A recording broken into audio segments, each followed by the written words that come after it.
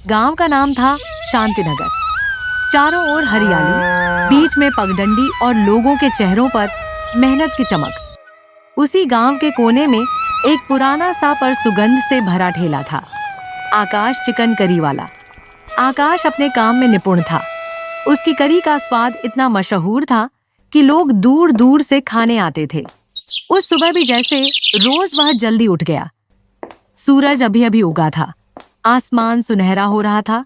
वो अपनी थैली लेकर चिकन की दुकान पहुंचा। भाई 10 किलो ताजा चिकन पैक कर दो, जल्दी देना, ठेला लगाना है। देता हूँ भाई, लेकिन तुम्हें पहले ही बता देता हूँ, आज से दाम बढ़ गए हैं। कितना बढ़ा दिए रे तूने? बस थोड़ा सा ही भाई, अब 240 रुपए किलो।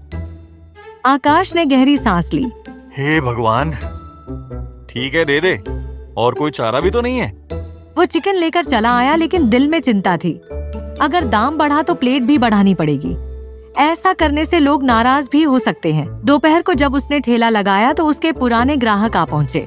एक प्लेट तीखी चिकन करी लगाओ, बहुत भूख लगी है। अरे भाई अभी लगाता हूँ, पर सुनो, आज से दाम बढ़ गए हैं। क्यों भाई, क्या हुआ? अचानक से दाम क्यों बढ़ा दिया? चिकन महंगा हो गया है और मेहनत भी ज्यादा करनी पड़ती है। अब से 180 रुपए प्लेट पड़ेगा। अरे भाई, इतने में तो हम मटन खा ले। इतनी महंगी चिकन करी हमें नहीं चाहिए। इतना कहकर वे चले गए। शाम तक मुश्किल से 2 प्लेट बिकी। आकाश ठेले के पास बैठा और सोचने लगा, अब क्या करूं? अगर यही हाल रहा तो ठेला बंद करना पड़ेगा। तभी एक अजनबी मनोज आया, धोती कुर्ता पहने हुए और चेहरे पर मुस्कान।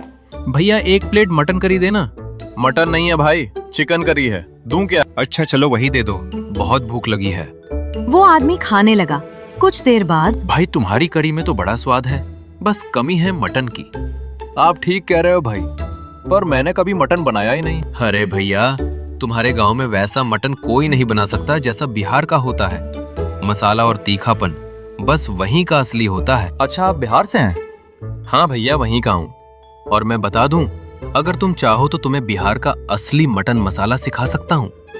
अभी तो जाना होगा, काम है, फिर मिलते हैं। इतना कहकर वो चला गया। रात को जब आकाश घर लौटा, उसकी पत्नी प्रिया बोली, सुनो जी, वो साहूकार फिर आया था पैसे मांगने।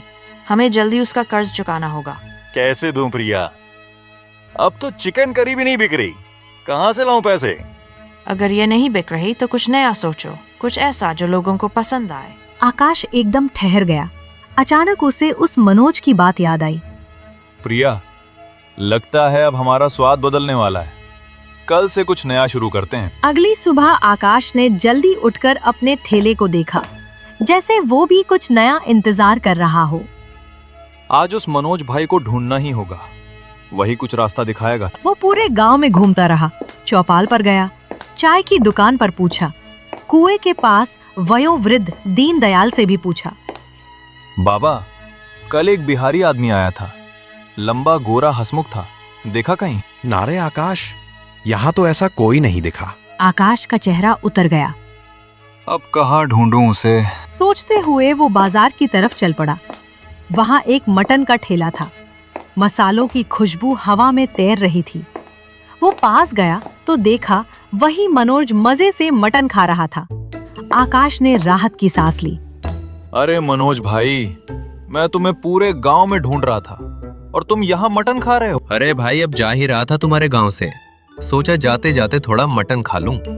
भाई आपने कहा था ना कि आप मुझे बिहारी मटन बनाना सिखाएंगे, वही सीखना है। उसमें कुछ बड़ा राज नहीं है भैया, जैसे तुम चिकन बनाते हो वैसे ही बनाओ। फर्क बस इतना कि उसमें खड़े मसाले, तेज पत्ता, लौंग, इलायची और प्याज थोड़ा ज्यादा डालना। और हाँ, मटन सरसों के तेल में ही पकाना, तब देखना स्वाद ऐसा कि लोग उंगलियां चाटेंगे। बस इतना ही? बस इतना ही भैया, दिल से बनाओगे तो स्वाद अपने आप आएगा।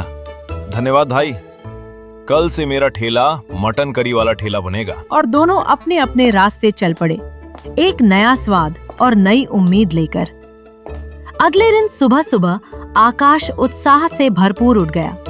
सूरज की किरणें उसके आंगन में सुनहरी चमक बिखेर रही थी। सुनिए जी, आज तो बहुत जल्दी उठ गए। आज नया दिन है प्रिया, और नया स्वाद भी। वो बाजार चला गया। प्याज, टमाटर, अदरक, लहसुन, गरम मसाला और सरसों का तेल खरीदा। अरे आकाश भैया, आज तो बहुत सारा सामान ले रहे हो। क्या कुछ नया चल रहा है? बस भाई, अब चिकन नहीं मटन चलेगा। देखना पूरा गांव खुशबू से भर जाएगा। पहले दिन था, इसलिए उसने केवल 5 किलो मटन लिया। घर लौटकर उसने प्याज और टमाटर बारीक काटे, खड़े मसाले निकाले, तेज पत्ता, लौंग, दालचीनी और इलायची। सावधानी से बनाना जी, नया ठेला है, लोग ध्यान से चखेंगे। तुम बस देखती रहो, आज हमारा नसीब बदलेगा। दोपहर होते होते उसने नया बोर्ड लगाया, आकाश का बिहारी मटन, असली देसी स्वाद। जैसे ही उसने मटन को सरसों के तेल में भूनना शुरू किया, पूरे इलाके में खुशबू फैल गई। तभी उसके पुराने ग्राहक आए। अरे आकाश, आज तेरे चिकन की खुशबू कुछ अलग ही लग रही है भाई। भाई, ये चिकन नहीं है, ये तो बिहार का स्पेशल मटन है। नया स्वाद, नई कहानी। अरे वाह, नया स्वाद मतलब क्या? मतलब मसालों का जादू और सरसों के तेल का तड़का। एक बार खाओगे तो बार बार आओगे। नाम सुनते ही मुंह में पानी आ गया। पर दाम क्या है भाई? मटन है मतलब महंगा होगा। ज्यादा नहीं, बस 280 रुपए प्लेट। भाई खुशबू तो जबरदस्त है, अब चाहे जो भी दाम हो 2 प्लेट लगा दे। आकाश ने प्लेटें सजाई, गर्मा गर्म मटन करी, सादा चावल, साथ में कटी प्याज और नींबू। ग्राहक ने पहला निवाला मुंह में डाला और आंखें बंद कर ली। अरे वाह आकाश, क्या ही मटन बनाया है तूने। मसालेदार, मुलायम और ऐसा रसदार कि दिल खुश हो गया।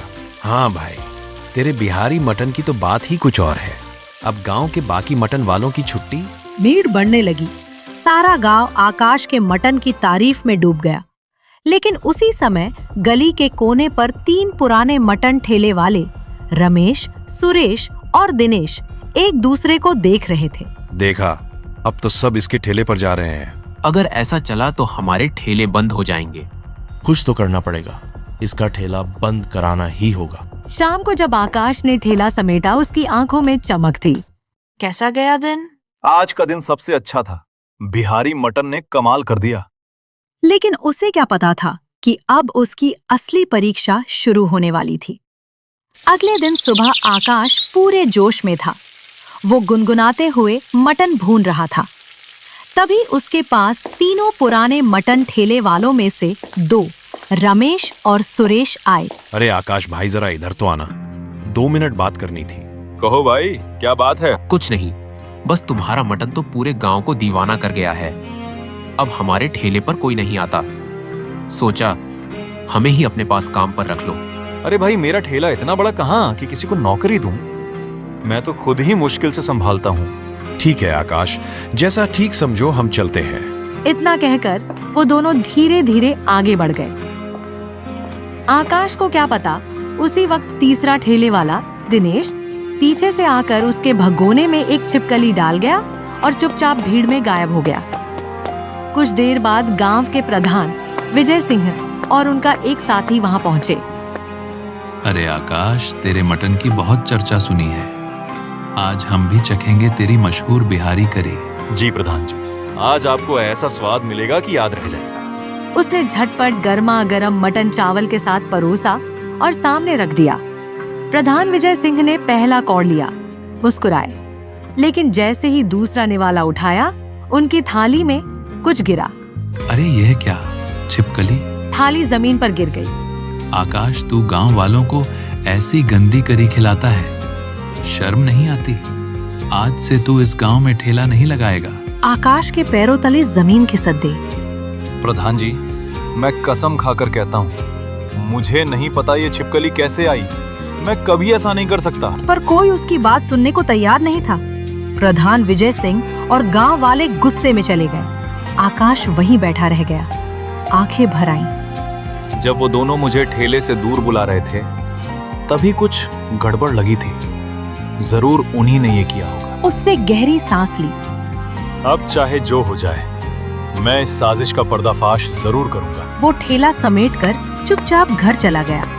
लेकिन इस बार उसके दिल में डर नहीं, इंसाफ की आग जल रही थी। अगले दिन शांतिनगर के चौराहे पर सन्नाटा था। आकाश का ठेला बंद था। अगर सच्चाई सामने नहीं आई तो मेरी मेहनत सब व्यर्थ जाएगी। वो सबूत ढूंढने निकल पड़ा। चलते चलते उसने देखा कि तीनों मटन ठेले वालों में से 2 रमेश और सुरेश के ठेले पर अच्छी खासी भीड़ थी, लेकिन तीसरे दिनेश के ठेले पर कोई ग्राहक नहीं।